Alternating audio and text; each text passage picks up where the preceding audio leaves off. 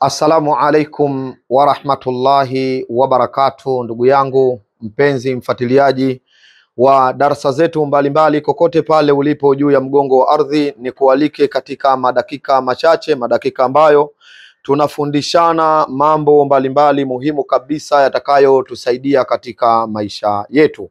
Anasema mtume wetu Muhammad sallallahu alayhi wasallama, addalu ala alkhairi kafailihi, mwenye kujulisha jambo jema ni kama mwenye kulitenda jambo lile. Kwa maana ikiwa kuna ilmu njema unaijua, ikiwa kuna ilmu yenye manufaa unaijua, kisha ukawafunza watu ilmu ile, basi ujue kila atakayeitumia vyema ilmu ile, na wewe utakuwa una fungu lako mbele ya Allah subhanahu wa ta'ala. Na sisi kama Al-Basri Dua Center hatuko mbali kabisa na hadithi hii ya mtume wetu Muhammad sallallahu alaihi wasallam, nasi tunawafundisha watu juu ya kile tunachokifahamu, kile tunachokijua, ili watu waweze kujisaidia katika kutatua shida zao, mitihani yao, misukosuko yao na mambo yao mbalimbali yanayowatesa katika huu ulimwengu. Ndugu yangu Muislamu na mpenzi katika imani, kokote pale ulipo duniani, inawezekana umehangaika muda mrefu sana na shida zinazotokana na hasad, yani husda,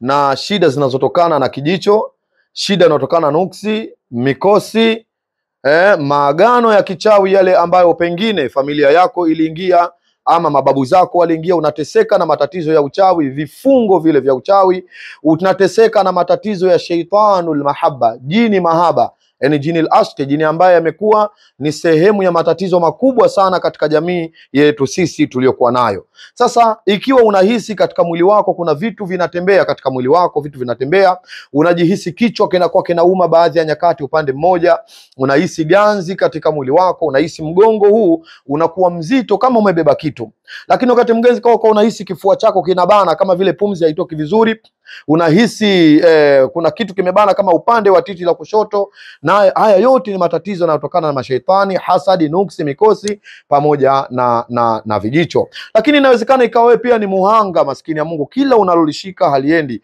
kila tunalolifanya inakuwa ngumu, watu wanakuchukia pasi na sababu ya aina yoyote. Una juhudi kubwa kazini, mashaallah, unajitahidi, unapambana kazini kufanya shughuli mbalimbali, lakini bado hauonekani. Umefanya kazi kwa muda mrefu sana, maskini, haupandi cheo. Hasadi, vijicho, ndugu yangu, ndiyo mambo ambayo huenda akawa yanakuandama. Lakini pia inawezekana una biashara yako, ulifungua biashara ikawa iko nzuri, lakini baada ya muda biashara ikaanza kuzorota. Kila unalolifanya unatia msingi huu, biashara inakufa. Unafanya hili inakufa, unafanya hili haliwi. Kila biashara unayoanzisha mwanzo inaonesha mwanga mzuri, lakini mwisho inakufa.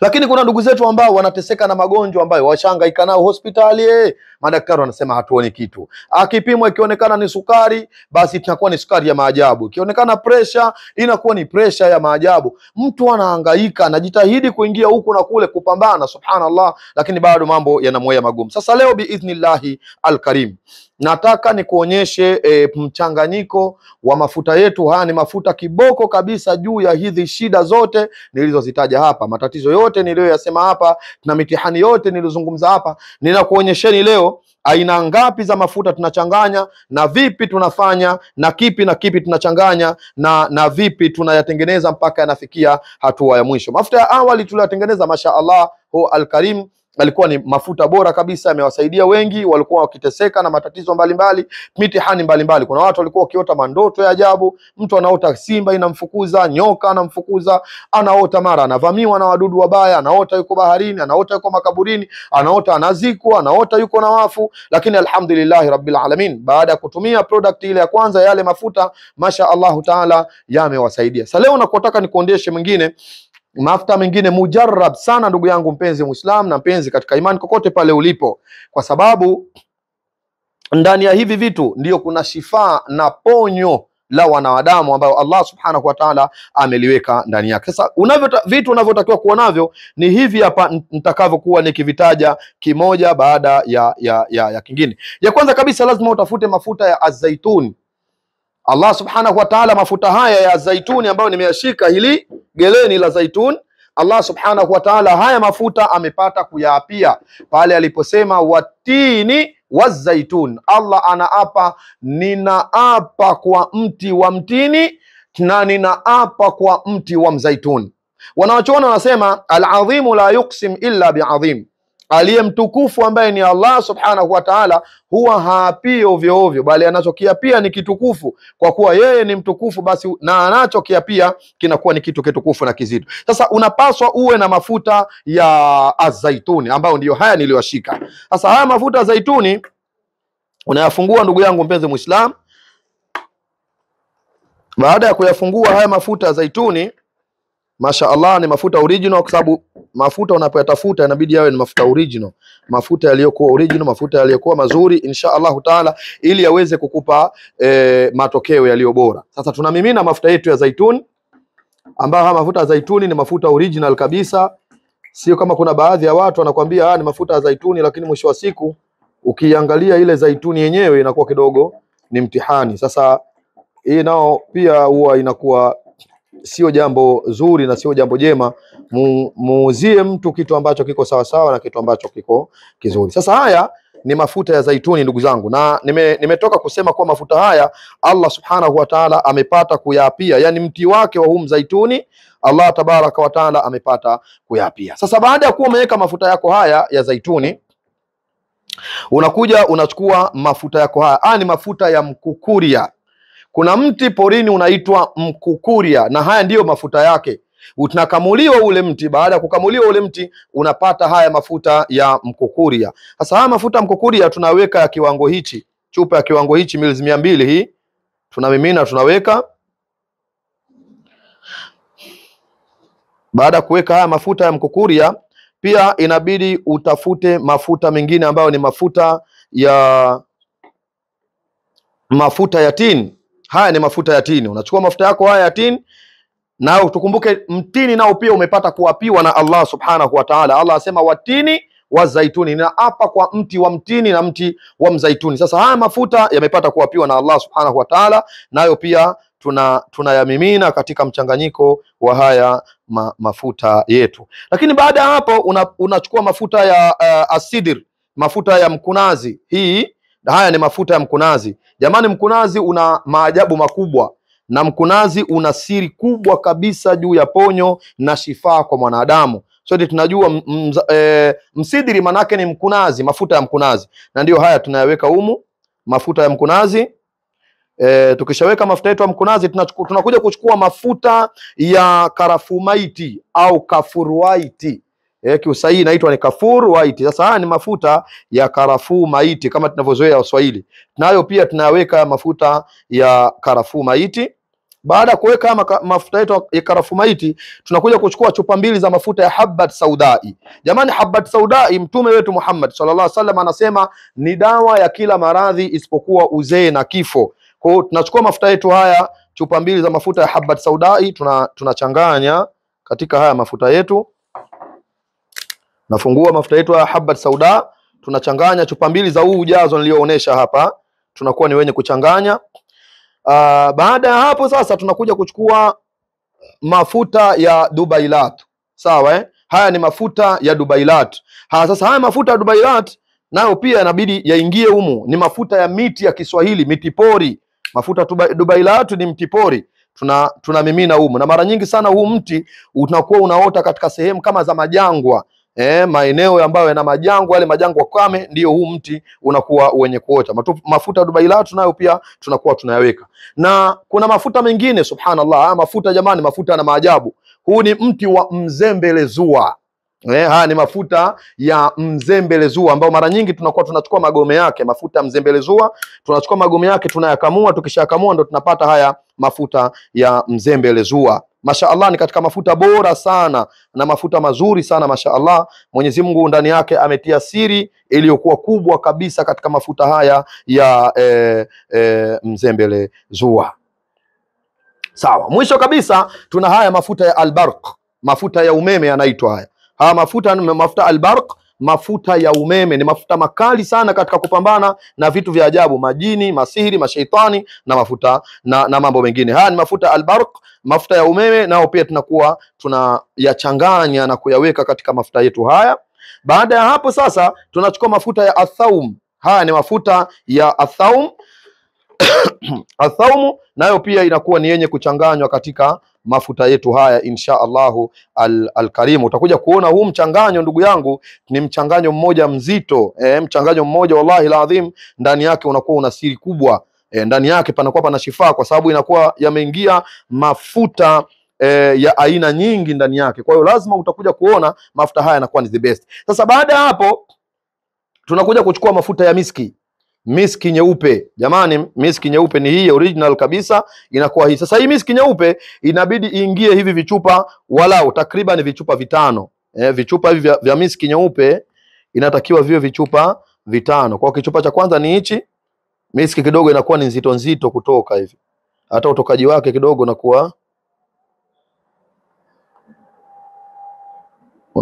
unakuwa wa hafifu kidogo.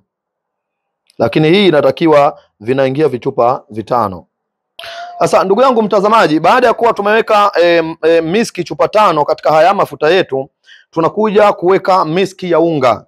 Kuna dawa inaitwa miski ya unga, wote tunaifahamu dawa hii. Miski ya unga ni katika dawa nazo pia mujarrab sana, mashaallah. Baada ya kuweka miski ya maji, tunakuja kuweka hii miski ya unga katika haya mafuta yetu. Hii ni miski ya unga, inatakiwa ingie katika haya mafuta. Baada kuweka hii miski ya unga, sasa tunakuja kuweka dawa nyingine mujarrab. Kumbukeni tuliweka mafuta ya miski na tumeweka miski ya unga, na mwanzo kabisa tuliweka mafuta ya karafuu maiti, na karafuu maiti yenyewe ni hii, nayo yenyewe pia hii inatakiwa iingie katika mafuta haya. Hii ndiyo karafuu maiti, tunaifungua namna hii. Baada ya kuifungua hii karafuu maiti, na yenyewe pia inatakiwa iingie katika mchanganyiko wa haya mafuta yetu, ili mafuta yaweze kuwa na nguvu na yaweze kuwa ni mafuta mujarrab.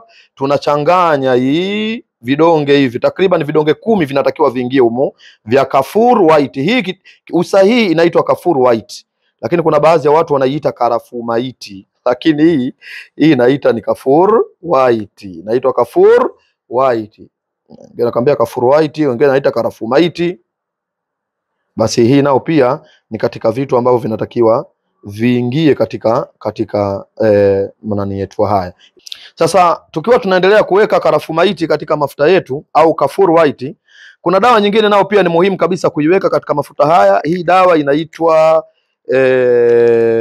wengi tunaita haltiti. Sawa, tunaita haltiti, ni dawa maarufu hii, au mvuje wa unga. Hii haltiti nayo inabidi iingie humu vikopo viwili katika haya mafuta. Ili mafuta haya ni mujarrabu, yawe mafuta mazuri, inabidi ingie vikopo viwili biiznillahi al-Karim.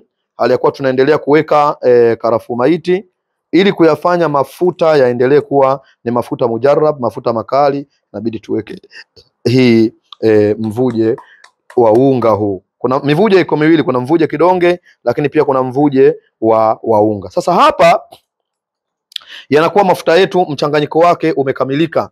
Ndani yake tumeweka mchanganyiko wa mafuta mengi kabisa ya mafuta yanayotokana na miti kutoka Uarabuni kama mtini, mzaituni, japo hata hapa Afrika inaota. Lakini pia tuna mafuta sasa ya miti ya porini kama vile mzembelezua, dubailatu na mafuta ya mkukuria. Mashaallah, ni katika mafuta yenye siri kubwa. Tuna msidiri nao pia tumetia humu, tuna baadhi ya dawa zingine kama nilivyokuwa nimeonyesha mwanzo. Sasa baada ya kuchanganya hii sasa mafuta ndio inatakiwa ifanywe kisomo kizito.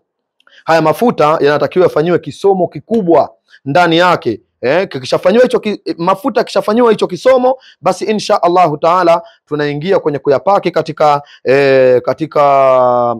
makopo yake. Baada ya kuyapaki katika makopo yake, mafuta yanakuwa yako tayari kwa ajili ya mtu kuweza kutumia. Na faida ya hii nini? Faida ya kuyasomea mafuta, kwanza yanazidi kuwa na nguvu na yanazidi kuwa na baraka. Lakini hata kama utayasafirisha haya mafuta, sawa, kama utasafirisha haya mafuta, hayawezi hata kidogo kuchezewa na sheitani wala na mchawi njiani. Kuna baadhi ya dawa zinaharibiwa zikiwa njiani. Kwa nini? Kwa kukosa kule kusomewa. Sasa hizi tunazifanyia kisomo kilichokuwa kikubwa. Insha Allahu taala, baada ya kufanyia hicho kisomo, mafuta haya yanakuwa tayari. Ni mafuta ambayo alhamdulillah yanapatikana hapa ofisini kwetu. Kwa wale ambao utakuwa umeshindwa kuandaa wewe mwenyewe na kusomea visomo wewe mwenyewe, basi insha Allahu taala unaweza ukawasiliana na sisi ili uweze kupata mafuta haya. Mafuta haya yanapatikana ofisini kwetu, na ofisi yetu sisi tunapatikana tuko Dar es Salaam, Tanzania, sehemu inaitwa Kigamboni.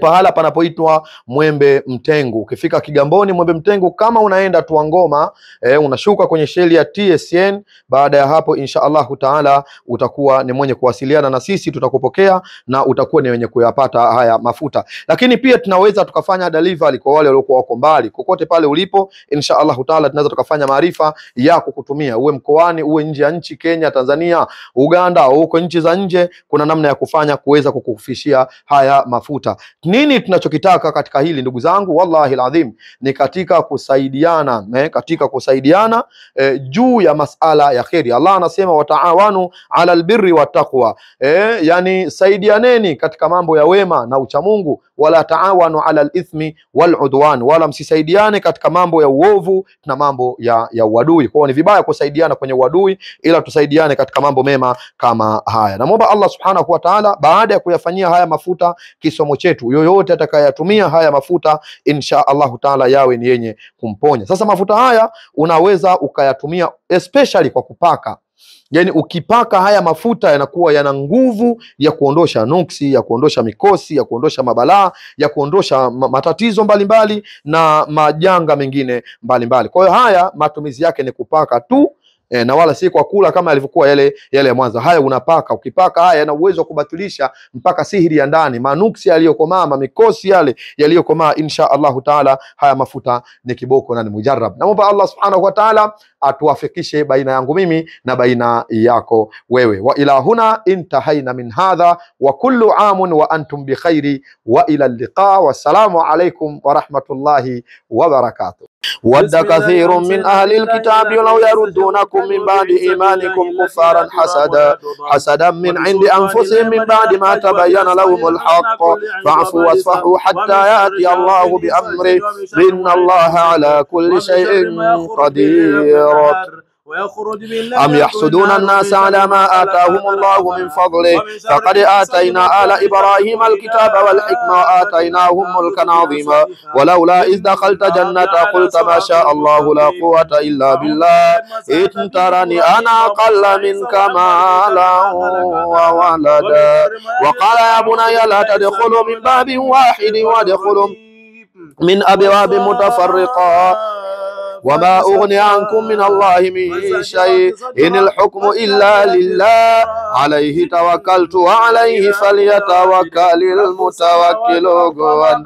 فسيقولون بل تحسدوننا بل كانوا لا يفقهون إلا قليلا فأخرجناهم من جنات وعيون وجعلنا فيها جنات من نخيل وأعناب وفجرنا فيها من العيون كم تركوا من جنات وعيون وفجرنا الأرض عيونا فالتقى الماء على أمر قد قدر فيهما عينان تجريان فيهما عينان نضاختان مثلهم كمثل الذي استوقد نارا فلما أضاءت ما حوله ذهب الله بنورهم وتركهم في ظلمات لا يبصرون.